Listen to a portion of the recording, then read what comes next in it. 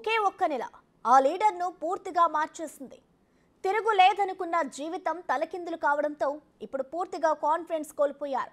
వరుస ఎదురు దెబ్బలతో మానసికంగా కూడా కుంగిపోయినట్లు కనిపిస్తున్నారు. ప్రస్తుత పరిస్థితి ఎన్నాళ్ళు ఉంటుందో తెలియని సందిగ్ధంలో ధైర్యం కూడగట్టుకునే ప్రయత్నం చేస్తున్నారు. ఇంతకీ ఎవరా లీడర్? నెల రోజుల్లో ఏం జరిగింది?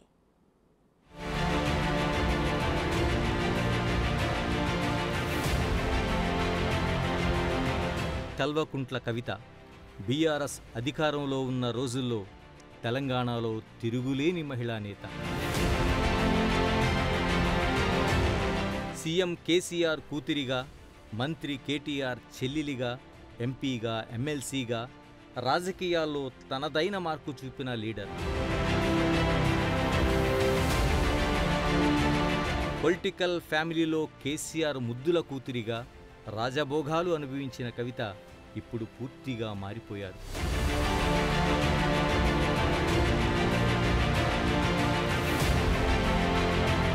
ఒకప్పుడు ఆమె దర్శన భాగ్యం కలిగితే చాలనుకునేవారు బీఆర్ఎస్ నేతలు. కవితను కలవడానికి బంజారాహిల్స్లో ఆమె ఇంటి వద్ద పడిగాపులు కాసేవారు. అడుగులకు మడుగులొత్తే జనాలు, కాలు తీసి కాలు పెడితే అన్ని సపర్యలు చేయడానికి సేవకులు, నిత్యం వెంట ఉండే బాడీగార్డులు, బయటకు వెళ్తే భారీ కాన్వాయ్, కోట్లు విలువ చేసే ఖరీదైన నివాసంలో లగ్జరీ జీవితం. కట్ చేస్తే కాలం గిర్రున తిరిగింది. కవిత లైఫ్ స్టైలే పూర్తిగా మారిపోయింది.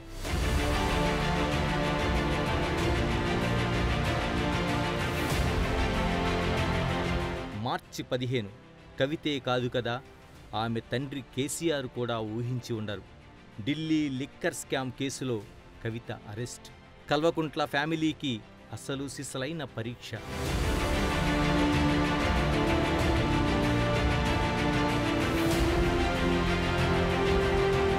మార్చి 23 వరకు ఈడీ రిమాండ్లో ఉన్నారు కవిత. ఇప్పుడు ఆమె జీవితం పూర్తిగా మారిపోయింది. అప్పట్లో ఆమె ముఖంలో ఉన్న కళ ఇప్పుడు లేదు. ఆ మెరుపులు కూడా లేవు. జైలుకు వెళ్లిన వారం రోజుల్లోనే కవిత రూపం పూర్తిగా మారిపోయింది. జైలుకు వెళ్లిన రోజు కవితకు, ఇప్పుడు చూస్తున్న కవితకు అస్సలు సంబంధమే లేదు. కోర్టుకు తీసుకొచ్చిన సందర్భంలో ఆమెను చూసిన ప్రతి ఒక్కరూ ఇదే చర్చించుకుంటున్నారు. పీక్కుపోయిన ముఖం, రంగు వేసుకోక బయటపడిన తెల్ల జుట్టుతో కొత్త కవిత కనిపిస్తున్నారు. ఆమె ముఖంలో అప్పటి కాంతి లేదు. మాటల్లో కాన్ఫిడెన్సూ లేదు. అరెస్టు చేస్తే చేసుకోండి అని గర్జించిన కవిత ఈమెనా అనేంత డౌట్. ఆ సమయంలో కవితలో కనిపించిన ధీమా ఇప్పుడు లేదు. తనను ఎప్పటికీ అరెస్టు చేయరనే కాన్ఫిడెన్సో, తాము అధికారంలో ఉన్నాం కాబట్టి ఎలాగైనా బయటికి రావచ్చనే ఆలోచనో గాని అప్పట్లో కవిత చాలా ధైర్యంగా కనిపించేవారు. ఇప్పుడు బీరువులా మారిపోయారని చెప్పాలి.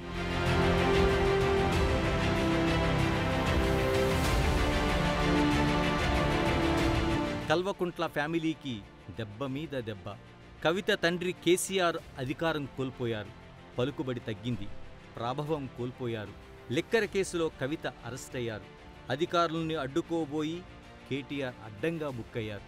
లిక్కర్ స్కామ్ కేసులో ఢిల్లీ ముఖ్యమంత్రి కేజ్రీవాల్ సహా దోస్తులంతా లోపలే ఉన్నారు.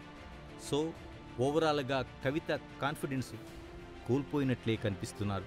ఇటీవల న్యాయమూర్తిని బెయిల్ కోసం అర్థిస్తూ రాసిన లేఖలో తన ఆవేదన మొత్తం కనిపించింది.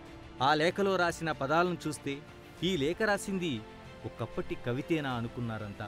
కడిగిన ముత్యంలా బయటకొస్తుందని బీఆర్ఎస్ డంకా బనాయించి చెప్పిన కవితనా ఈ లేఖ రాసింది అనే సందేహం. అరెస్టుపై రాజకీయ ఆరోపణలు పక్కన పెడితే తాను మహిళనని, అందులోనూ తల్లినని, తన బిడ్డ పరీక్షల సమయంలో తాను పక్కన ఉండాలంటూ వేడుకున్నారు కవిత.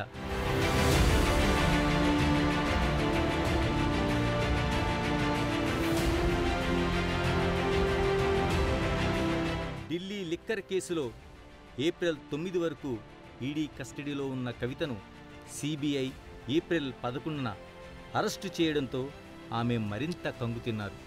వరుస దెబ్బలతో ఉక్కిరిబిక్కిరవుతున్నారు. రోజుల వ్యవధిలోనే పూర్తిగా చిన్నాభిన్నమైపోయిన జీవితం, మానసికంగానూ కుంగుబాటు. తీహార్ జైల్లో కటకటాల మధ్య నలిగిపోతున్నారు కవిత. ఇంతకు ముందెన్నడూ అలవాటు లేని జీవితం, జైల్లో పలకరించే మనుషులు లేరు. కరుడుగట్టిన నేరస్తుల మధ్య తీహార్ జైల్లో జీవితం. అప్పుడప్పుడు అనుమతి తీసుకుని వచ్చి కేసు విషయాలు డిస్కస్ చేసే అడ్వకేట్లు, కాసేపు వచ్చే కుటుంబ సభ్యులు, ఇంటి నుంచి తెచ్చిన భోజనం ఒక్కటే కాస్తంత ఉపశమనం. ఇంతటి మానసిక వేదనలో ఎంతటి రుచికరమైన భోజనమైన నాలుకకు రుచించదు కదా. తెలంగాణలో ఉన్న చెంచల్గూడ జైలో, చర్లపల్లి జైలో అయితే పరిస్థితి వేరుగా ఉండేదేమో. ఇక్కడి అధికారులంతా తెలిసిన వాళ్లే కాబట్టి ఏదో ఒక రకంగా ఆమెకు కాస్తంత అదనపు సౌకర్యాలు అందేవేమో. అప్పుడప్పుడు పలకరించడానికి గతంలో పార్టీలో పనిచేసిన వారో, తెలిసిన వారో, అభిమానులో ఎవరో ఒకరు ఏదో ఒక కేసులో అరెస్టే వచ్చి ఉండేవారేమో.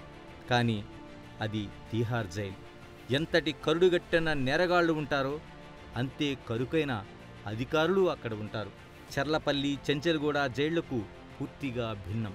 దేశంలో అత్యంత కిరాతకులు, కరుడుగట్టిన నేరస్తులు ఉండే జైలు అది. ఆమె మహిళా జైల్లోనే ఉన్నప్పటికీ అక్కడ ఉండే మహిళా ఖైదీల్లో చాలామంది నార్త్ ఇండియాకు చెందిన వారే ఉంటారు. అక్కడి సిబ్బంది అంతా నార్త్ వాళ్లే ఉంటారు. ఏది కావాలన్నా జైలు సిబ్బందిని బతిమాలుకోవాల్సిందే.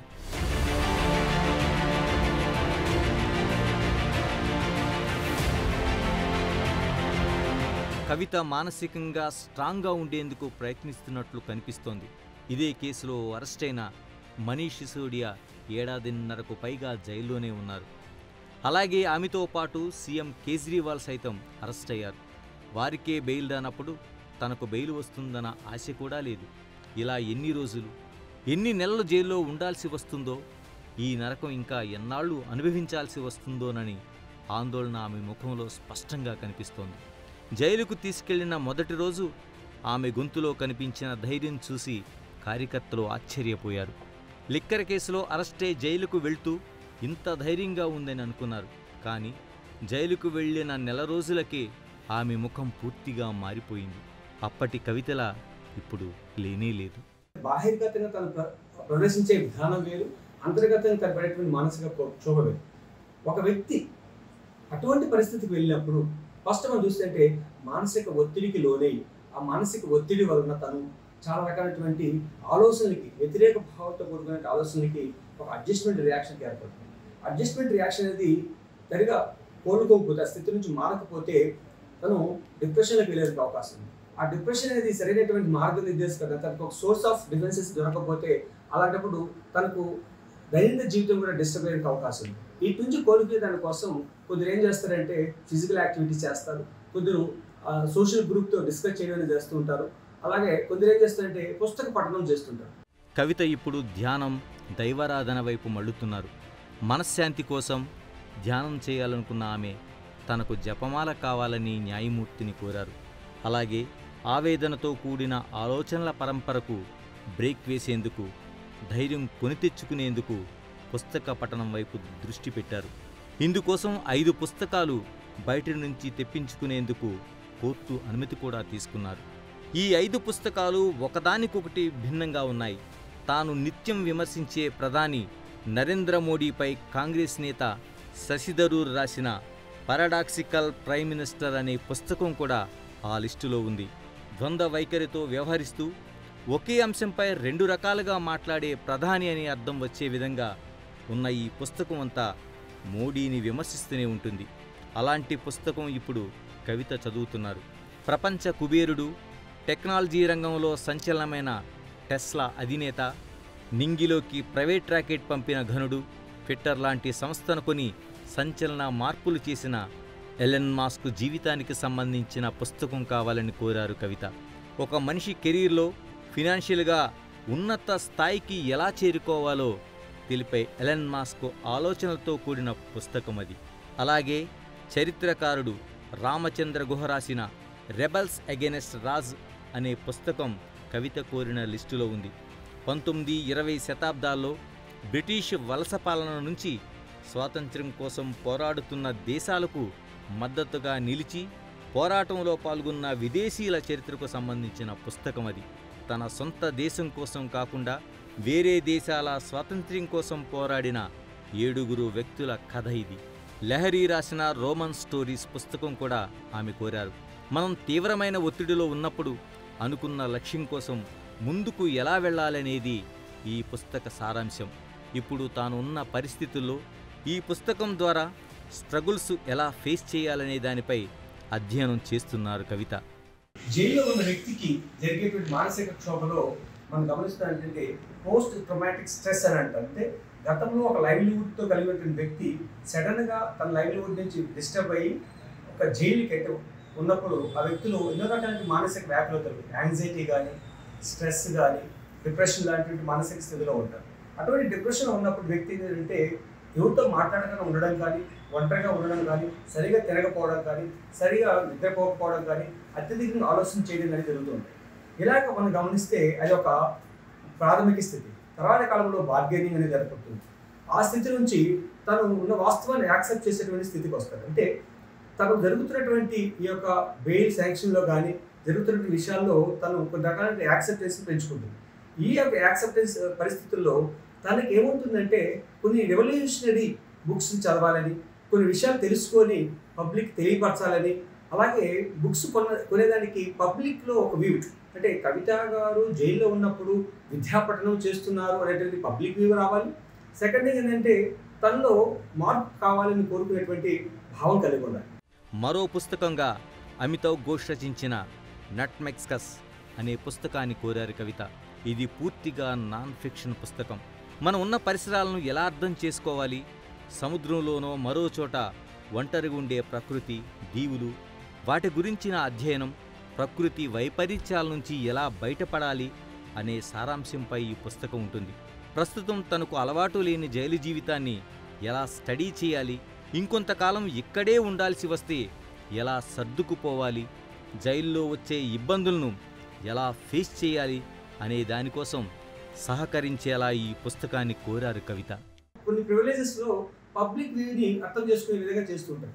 ఆ విషయాలు ఏంటంటే అక్కడికి వ్యక్తులతో కలవడం కానీ, వ్యక్తుల నుంచి కలుస్తున్నప్పుడు కొన్ని ఇన్ఫర్మేషన్స్ని జారవేయడం కానీ, అలాగే అక్కడ ఉన్నటువంటి వ్యక్తుల్లో తన ప్రత్యేకతను పొందేదాని కోసం ప్రయత్నం చేయడం జరుగుతుంది. మొత్తం మీద ఇప్పుడు పూర్తిగా మారిపోయిన కవితను చూస్తున్నాం. జైలు జీవితం ఎంతటి వారినైనా, ఎలాంటి వారినైనా మారుస్తుందంటారు. జైల్లో గడిపే ఒంటరి జీవిత స్వభావాన్ని, ఆలోచనను మార్చేస్తుంది.